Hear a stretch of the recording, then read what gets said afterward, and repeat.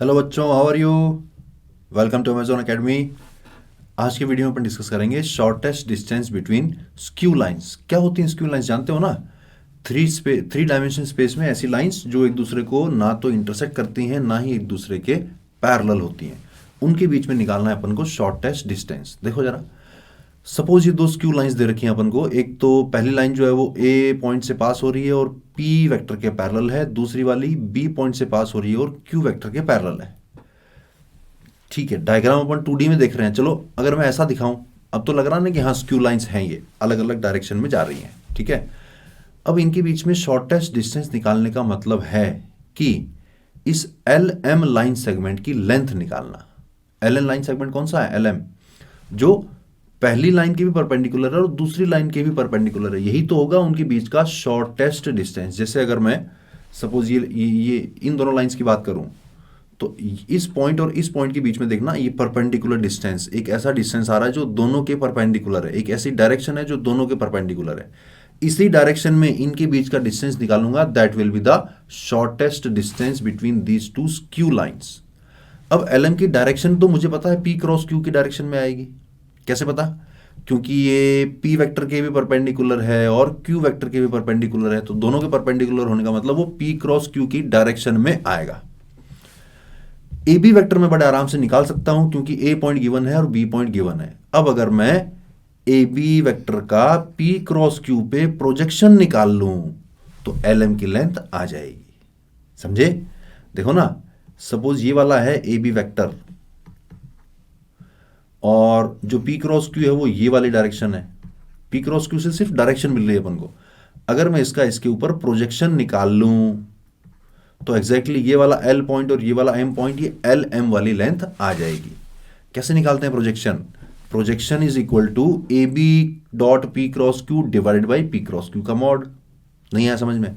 ये तो करते हैं ना अपन वेक्टर में। देख लो, suppose this is A vector, this is B vector. अगर ए वेक्टर का मुझे प्रोजेक्शन निकालना है, यानी ये वाली लेंथ निकालनी है मुझे, ये वाली लेंथ को क्या मैं, इस लेंथ को क्या मैं मॉड ए कॉस थीटा लिख सकता हूं? क्या मैं इसको मॉड ए और कॉस थीटा को क्या मैं A dot B upon mod A mod B लिख सकता हूं? पूरे पे मॉड लगा रहा हूं क्योंकि प्रोजेक्शन की लेंथ निकालनी है मुझे। और मॉड ए कैंसिल हुआ, बचा क्या? सिर्फ A dot B divided by B vector का मॉड, और पूरे पे भी मॉड लगा दिया। कल को ए डॉट बी नेगेटिव ना आ रहा हो, लेंथ निकालनी है अपन को, वही तो किया। देखो, something dot something divided by right side वाले का मॉड्यूलस। तो ये फॉर्मूला याद में रखना, डायरेक्टली फॉर्मूला अप्लाई कर देना जब भी आपको shortest distance between Q lines पूछ रखा हो। डायग्राम समझ में आया कि नहीं आया? बहुत बढ़िया। तो निकालते हैं जरा shortest distance between these two lines.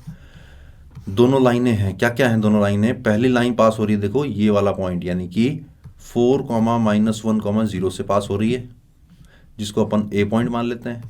और ये पैरेलल है 1, 2, -3 वेक्टर के पैरेलल है, ये वाला वेक्टर। ठीक है, दूसरी लाइन बी पॉइंट से पास हो रही है जो कि है ये वाला पॉइंट 1, -1, 2। और क्यू वेक्टर जो अपन देखते हैं दैट इज 2, 4, -5, ये वाला वेक्टर। क्लियर? हमें निकालना है, क्या निकालना है? शॉर्टेस्ट डिस्टेंस, जो कि होता है A B dot P cross Q divided by P cross Q का मॉड्यूलस और पूरे पे मॉड्यूलस। तो जाहिर सी बात है कि पहले हमें पी क्रॉस क्यू निकाल लेना चाहिए। पी क्रॉस क्यू कैसे निकालते हैं? डिटर्मिनेंट से, आई जे के। पी वेक्टर क्या है? वो है 1, 2, -3। क्यू वेक्टर क्या है? वो है 2, 4, -5। करें जरा सॉल्व। आई कैप के साथ क्या आ रहा है? -10 + 12। माइनस जे कैप के साथ क्या आ रहा है? -5 + 6 प्लस के कैप के साथ क्या आ रहा है? 4 - 4 यानी कि 0। This comes out to be 2i cap -j cap. P cross Q तो निकल गया। लगे हाथ ए बी वेक्टर भी निकाल लेते हैं अपन, ये वाला। ए बी निकाल लो या बी निकाल लो, बात तो एक ही है। क्यों? क्योंकि अल्टीमेटली अपन बाहर भी मॉडुलस लगाने वाले हैं, तो डॉट प्रोडक्ट की वैल्यू अगर नेगेटिव भी आई तो मॉड लगा के लेंथ तो पॉजिटिव आ जाएगी।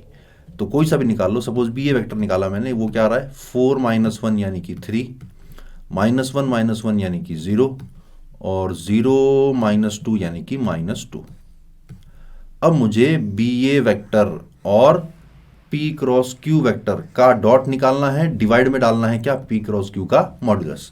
लिख लेते हैं एक बार, बी ए वेक्टर क्या है अपना, नेक्स्ट स्लाइड पे, बी ए 3 0 - 2, 3, 0, -2 और पी क्रॉस क्यू क्या आया था, पी क्रॉस क्यू आया था 2 - 1 0, 2 - 1 0। ये तो समझ रहे हो ना, ब्रैकेट के अंदर लिखा हुआ है यानी कि वो 3 i cap plus 0 j cap -2 k cap है। ये ब्रैकेट के अंदर लिखा हुआ है यानी कि 2 i cap minus j cap plus k cap है। ये पॉइंट नहीं, ये मैं वेक्टर को रिप्रेजेंट कर रहा हूँ, कॉमा कॉमा लगा दिया, यानी पहला वाला i कैप है, दूसरा वाला j कैप है, तीसरा वाला k कैप है। इनका डॉट प्रोडक्ट निकाल लूँ, यानी i कैप j कैप और k कैप को आपस में मल्टीप्लाई करना है। तो ये बन गया 6, सेकेंड वाला पार्ट 0, थर्ड वाला पार्ट भी 0, डॉट प्रोडक्ट तो आ गया 6। और p क्रॉस q का मॉड्यूलस और निकाल लेते हैं, जो कि आएगा √2 square plus 1 square plus 0 square comes out to be √5। फॉर्मूले में वैल्यू डाल दो, ये रहा फॉर्मूला, क्या आ रही है, डॉट प्रोडक्ट की वैल्यू 6 आ रही थी, इसका मॉड्यूलस कितना आ रहा था √5। यही तो इन दोनों के बीच का शॉर्टेस्ट डिस्टेंस है। सिंपल है बिल्कुल। Thank you for watching this video, happy learning. For detailed videos, daily practice problems, and live chat, visit academy.amazon.in or download the app.